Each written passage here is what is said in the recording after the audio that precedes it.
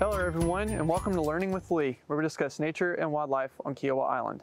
I'm your host, Lee Bundrick, Land Preservation Coordinator with the Kiawah Conservancy. Kiawah Island is host to many residential landscapes and scenic drives with lush vegetation.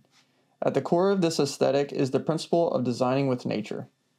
Taking this a step further, the Kiawah Conservancy promotes the use of wildlife-friendly landscapes through the Naturally Kiawah Habitat Recognition Program.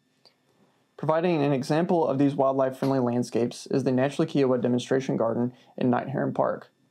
Today we are going to visit the Naturally Kiawah Demonstration Garden and a few other places on the island to showcase native plants which provide many benefits to wildlife on Kiawah Island. Providing many uses in the landscape, including as a small tree, a hedge, or an accent plant, the Yaupon holly is an excellent native plant on Kiawah Island to use in your landscape. The leaves and berries on this plant provide an excellent food source for a variety of wildlife, including birds and small mammals. It also contains a high amount of caffeine and is one of the only plants in North America to contain caffeine. The Yaupon comes in a variety of sizes, including this cultivar called Nana, which is a dwarf Yaupon holly. So it has a variety of uses in the landscape and can be used for pretty much anything. Scarlet sage is an excellent perennial which survives in full sun, full shade, wet, and dry soils. The flowers attract a variety of pollinators, including long-tailed skippers, zebra longwings, and Gulf fritillaries. While it attracts a variety of fauna, deer are deterred by the plant's bitter leaves and strong scent. Sweetgrass is an ornamental native grass that provides nice ground cover, especially in a full sun environment. In the fall, the blooms on this plant give off a purple and pink color, which make mass plantings of this ground cover truly spectacular. It provides cover, nesting sites, and travel corridors for a variety of birds, including waterfowl, songbirds, and small mammals. So this is a resurrection fern. This is an air plant that lives on many of the live oaks on Kiawah. And the interesting thing about this plant is it gets all of its water, or moisture, and its nutrients from the air that's around the tree.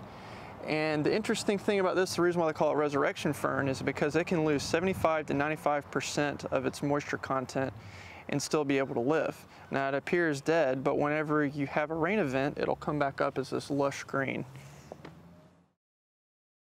Saw palmetto is a shrubby palm found throughout the salt shrub thicket and hummock areas on Kiawah. It is also a very hardy landscape plant that can be used as an accent below tree canopies and for naturalizing areas. It is extremely tolerant of salt and drought conditions, and additionally, it provides cover for a variety of wildlife, including the eastern glass lizards, which have been spotted in the demonstration garden near the saw palmettos. Found naturally throughout the maritime forest on Kiawah Island is the beautyberry. The shrub prefers full sun and is tolerant of partly sunny areas. They are a good source of food for songbirds and small mammals. The leaves, when crushed, also produce a chemical that can repel mosquitoes. This fall fruiting shrub is great for mass plantings, container gardens, and naturalized areas. Sweet Viburnum is a wonderful plant used in creating formal hedges throughout the residential landscapes on Kiawah. While it is not a native plant, it still provides cover for wildlife nesting, resting, and movement. Known for its highly fragrant and ornamental blooms, this plant is an amazing sight during the spring months. The southern wax myrtle is a large vase-shaped evergreen that grows naturally on Kiawah Island. It can be commonly used in the native landscape as a hedge, a screen, or as a small tree. Southern wax myrtle is very tolerant of salt and shade conditions, making it great for marsh edge landscapes.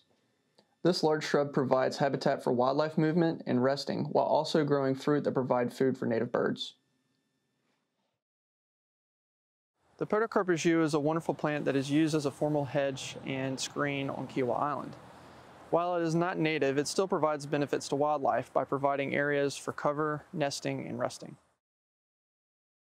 Thank you for joining us today as we talk about how you can use vegetation within your landscape to benefit wildlife. Stay tuned for more information and content about the island on the Kiawah Conservancy's YouTube channel and social media. Thanks for joining, and we hope you join us for another episode of Learning with Lee.